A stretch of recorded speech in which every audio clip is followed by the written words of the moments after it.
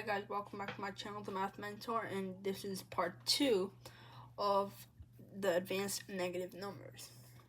And so, in my last video, I told you that in my advanced negative numbers video, the part 1 video, I told you that how you can add and subtract and multiply and divide with one negative number. So what happens when you add, subtract, multiply, or divide with two negative numbers? So let's dive in right away. So what is negative 6? And I won't be using number lines for any of these examples. Negative 6 plus a negative 4. Alright. That might seem a little bit daunting at first. So, negative 6 plus a negative 4. Well, I know math might be confusing sometimes, but you just cancel out the plus, alright? That's what you do, alright? And it just becomes a negative 6 minus 4. That's all it becomes, alright? And we already know when you subtract something, it goes more to the left. And so, negative 6 minus 4, you're starting at negative 6, go more negative 4, and so you get negative 10. Pretty easy, right? So when you have a plus, just exit out. Let's do the same example, but what happens when you have a negative 6 minus a negative 4? You might be seeing what I'm going with here with the add and subtract. Alright, so when you have this,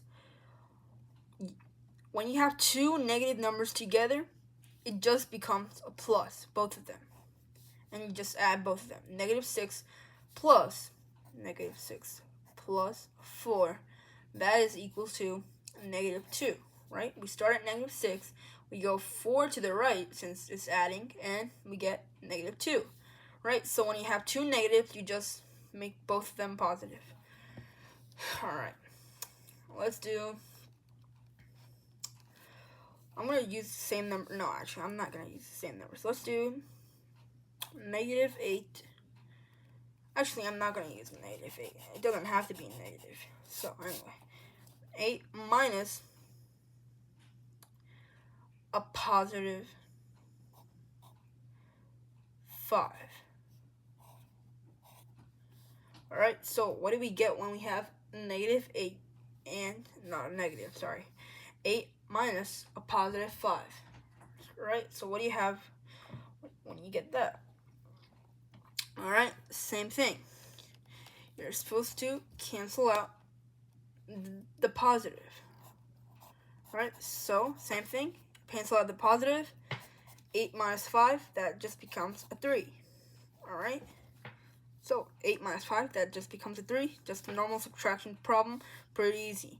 Same thing, 8 minus a negative 5. We already did that here. 8 minus 5, both of them become positive, and 8 plus 5 is obviously 13. Let's do multiplication. And multiplication and division, once again, from my last video, it's really easy. So, negative 6 times negative 3. Alright, in my last video about advanced negative numbers part 1, I told you when you have one negative number, you put a negative symbol next to the answer. But when you have two, the answer becomes positive. Alright, pretty kind of different from what you have been expecting about this expression or equation, but that's how math is. So when you have one negative symbol next to an equation or a division or multiplication problem, you put a negative next to it. When you have one negative in the problem, but when you have two negatives in the problem, you put a positive symbol next to the answer. So negative 6 times negative 3, that's a positive 18. If it will be negative 6 times positive 3, that will be a negative 18. So that was just kind of a review, because if you watched my last video, you would have already been reviewed already. So, yep, that's the thing. Negative 6 times negative 3, 2 negatives, no negative in the answer. So, let's do division. Same thing with division. When you have 2 negatives, let me do negative 45 divided by negative 9. When you have that, same thing. You have 2 negatives, a positive answer. So that'll be just a 5. But if you have 1 negative only, negative, divided by a positive 9, it'll be a negative 5. So pretty easy. When you have 2 negatives in a division or a multiplication problem, the answer will always be positive. But if you have 1 negative in a division or a multiplication problem, it'll always be negative. So that's just review. Hopefully that actually made you learn something, hopefully, and see you in another video.